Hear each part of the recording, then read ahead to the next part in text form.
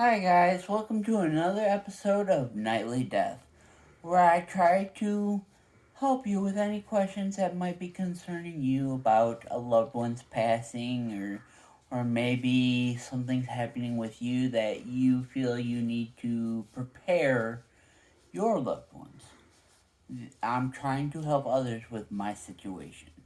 If you're curious about my situation more than I've explained in the videos, because I can't remember if I've done a good job or not, go ahead and message me and I will try to answer any and all questions. Okay, on to my list of questions. So, some of these questions were submitted by members of my church. Some of them were submitted by various family members and whatnot. But as always, submit questions if you have them. I will go through and vet all the questions and make sure there's not just stupid, phony, baloney ones. And I'll ask the questions and answer them the best I can. Okay, so I got, do you know Jesus as your Savior? And the guy that asked that actually knows I do, but I had asked him to answer it as if I was his best friend, like if he was asking his best friend, and that was the question he came up with. So my answer is yes, I do, but that's me personally. I would hope that all of you do, and if you're watching and don't, message me if you want, and I will tell you how somebody like me can very easily accept him as my Lord and Savior. Oh crap, I lost your screen, honey. Okay, there we go. Then, pretty much my only friends I've got left decided to play with my humor a little bit. I like making a lot of jokes, as you might know. But one said, "Where's the treasure buried?" So we have this nice little bush out back. I have nicknamed Rosie because in the right times she blooms beautifully.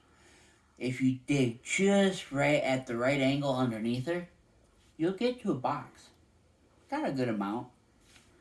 And then the other one decided to push it a step further and ask, where'd I hide the bodies? Well, you remember that bush Rosie? There's a reason why she blooms so well.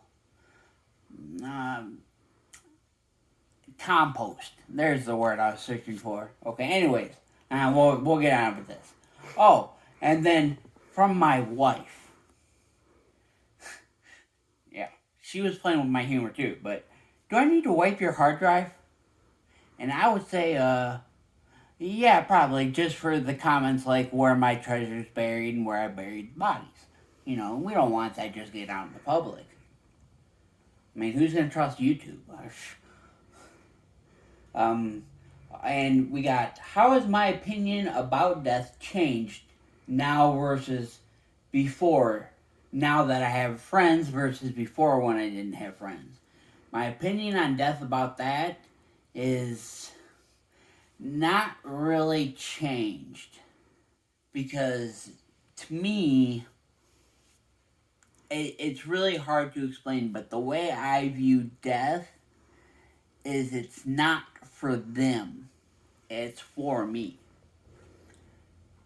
It's so I'm not suffering anymore and I get to move on with, what I believe happens after and whatnot. I get to move on to his kingdom and go through judgment and whatnot. But that's what I believe happens as far as friends are concerned. And then now versus before, as far as God is concerned. Because before, I was not a believer at all. I didn't find him until after. And I say with God is if I die and he let it, either I messed up royally and I deserve it, or he really wanted me and I am more than happy to come to his beck and call. So, whatever I can do. And then, and then I think I added this just to go with those couple questions, but now versus before, because now I have some humanity versus before I had none. I say that in the sense that from what I can hear and read about myself from before, I was the biggest d bag you would ever see, and I was a horrible person. Whereas now I try to force a hug on everybody and break your back if I can. Showing you so much love. So I have what I call more humanity now. And yeah, that would suck, but I don't think people know me enough now to appreciate that change. So I don't think my view on death has changed. Um, what have I appreciated more? How much time do I got left? Time? You're at 5.5. Okay. How? What have? Oh crap! I need to stop doing that. Okay. What have I appreciated the most about life? And that would be I've appreciated my bestest boy, Brewski. He was a purebred Saint Bernard.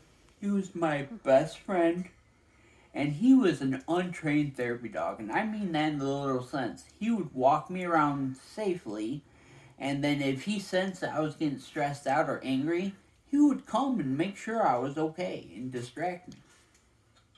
So, I think that's what I've appreciated most.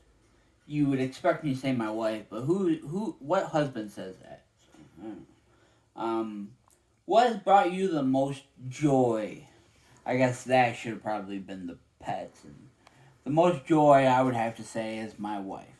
And that's because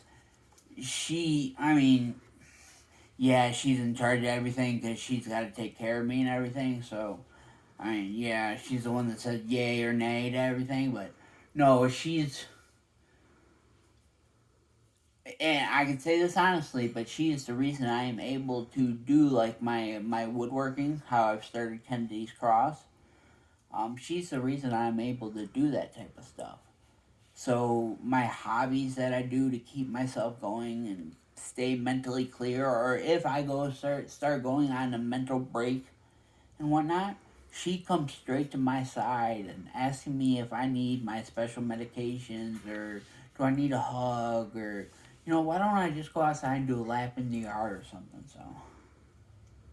So I would say she's brought me the most joy just from peace of mind. Although sometimes she's the reason I don't have that peace.